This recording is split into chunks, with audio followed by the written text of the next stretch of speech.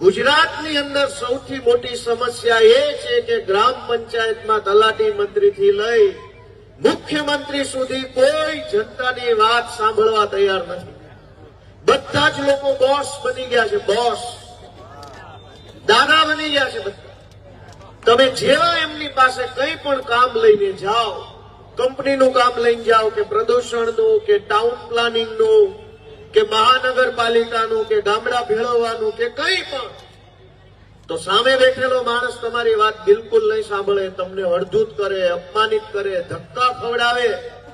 આજ આવજે, કાલ આવજે, જતો રહે અહીંયાથી, નહીતર પોલીસ બોલાવું, આમ કરી નાખું, તારું કૂપન બંધ કરાવી દઉં, ધાક ધમકી મારે, અપમાનિત કરે, ધક્કા ખવડાવે, પણ આપણી વાત સાંભળે નહીં. આ ગુજરાતની સૌથી મોટી સમસ્યા છે. મારી વાત સાચી છે કે ખોટી? કોઈ આપણું સાંભળવા તૈયાર નથી. અને આમ આદમી પાર્ટી ગુજરાતમાં આટલી બધી સફળ કેમ થઈ? બીજેપી અને કોંગ્રેસના માણસો તો એવું કહેતા હતા કે ગુજરાતમાં ત્રીજો પક્ષ નહીં ચાલે. નહીં હું હાલે, આ દોડે છે. જો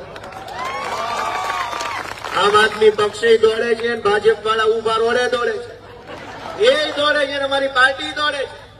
કેમ નહીં ચાલે ત્રીજો પક્ષ?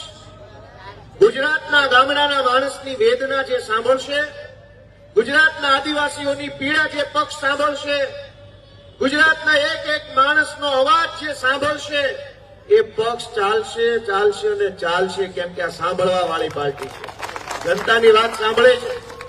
11 ગામના આગેવાન આવ્યા તો એને સાંભળ્યા, આ કાકા આવ્યા તો એને સાંભળ્યા.